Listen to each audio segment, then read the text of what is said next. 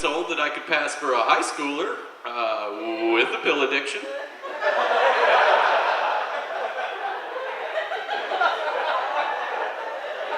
Not unlike a high schooler with a pill addiction, I am fucking terrible at job interviews. I really hate speaking in them. I hate talking in job interviews more than anything in the world, so I figured out a solution. What I'm gonna do is I'm gonna get the word resume tattooed on my bicep. Then I don't ever have to talk again. Just walk in there and just like,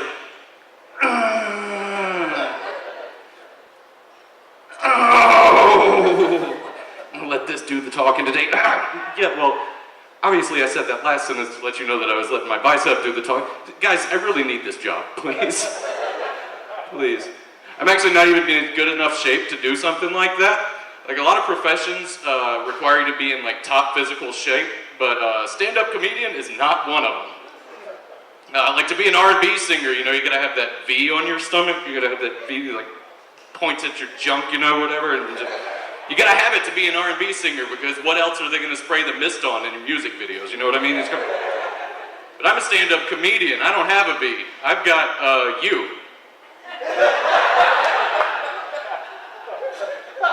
It actually pairs really well with my dick, which is shaped like a lowercase h. It's weird looking. It's so weird looking, in fact, that whenever a lady sees it for the first time, all she can do is read me. She's just like,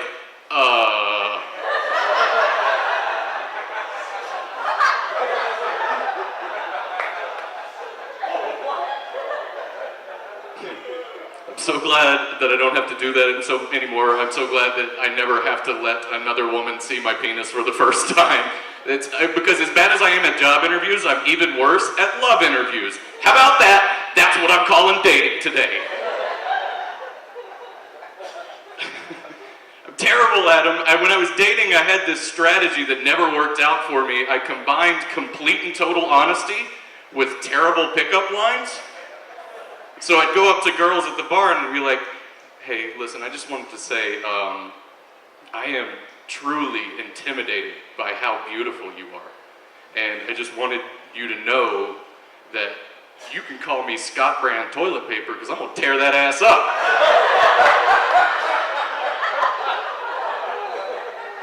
It only worked on one girl ever.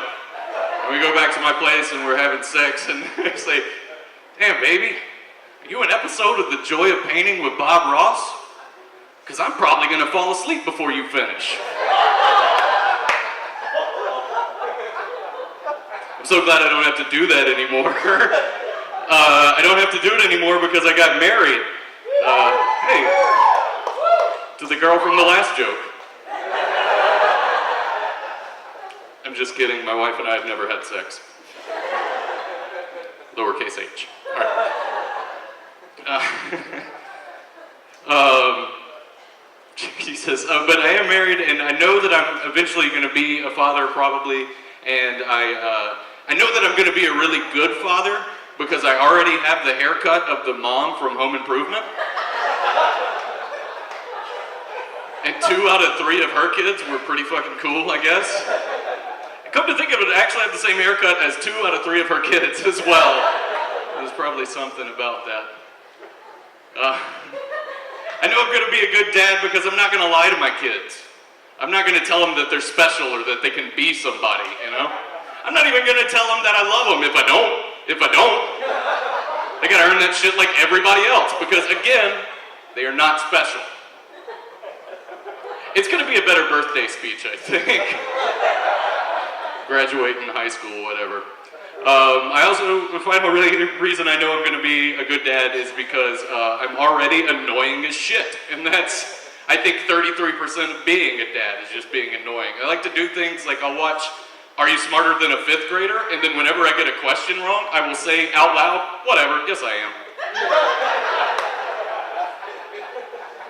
Billy might know long division, but I've had sex, so fuck you, Billy.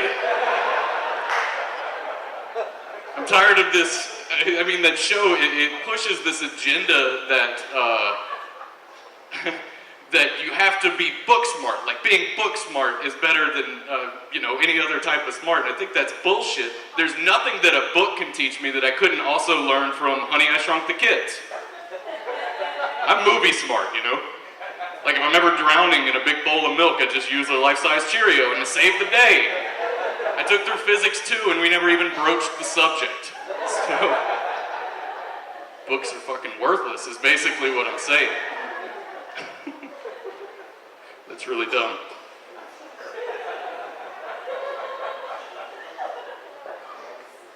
I also like to do things, when I'm watching TV with somebody, I like to point out actors and actresses that I've seen in other things, so I'll be like, hey, that's the sister from that 80s show.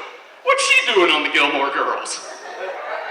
This problem has gotten so bad that my wife won't even go to the zoo with me anymore, because all day I point at every exhibit and I go, hey baby, look, that's the dude from the Jungle Book.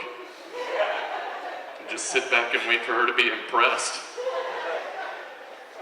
She never fucking is, who knew? Before I get out of here, I actually want to tell just a little personal story. I got my first ever hemorrhoid on the same day that my grandfather died. So all in all, it wasn't the worst birthday I've ever had in my life.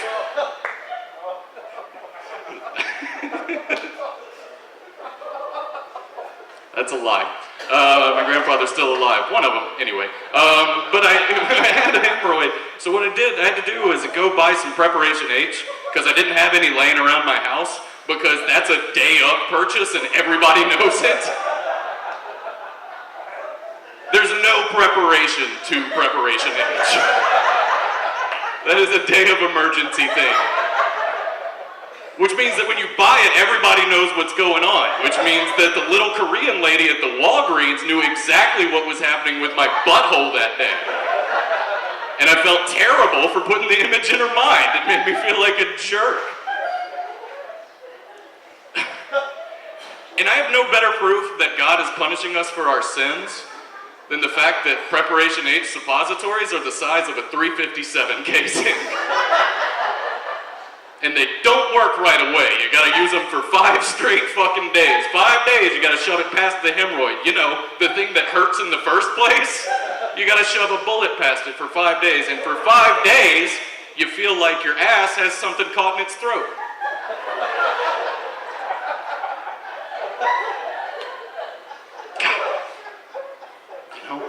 Fuck. When you get something caught in your throat up here, you can just kind of, you can clear it out. There's not an option for that down here. At least not one that you can do in job interviews, I've come to find out. Think about that one. So I was putting it in one day, and the damn thing broke in half, and part of it fell on the ground. So I had to have a conversation with myself that I never thought I would have to have. Whether or not it's okay to pick something off of my bathroom floor and shove it into my ass. I figured that there probably wasn't anything worse on the ground than that was already up there, so I said, fuck it, and cowboyed up. Got a double dose of that shame. And the whole time I was just picturing my poor dead grandfather sitting up with his ancestors, looking down on me like, yep, that's my boy. Oh yeah, he's gonna put that in his butt. He says it's gonna make it feel better. I'm sensing a little bit of flaws in oh, look, it broke in half. That's cool, that's good. It's like he doesn't even know that Preparation H also comes in cream. Which I didn't. Hey, I'm Evan. Thanks so much, guys.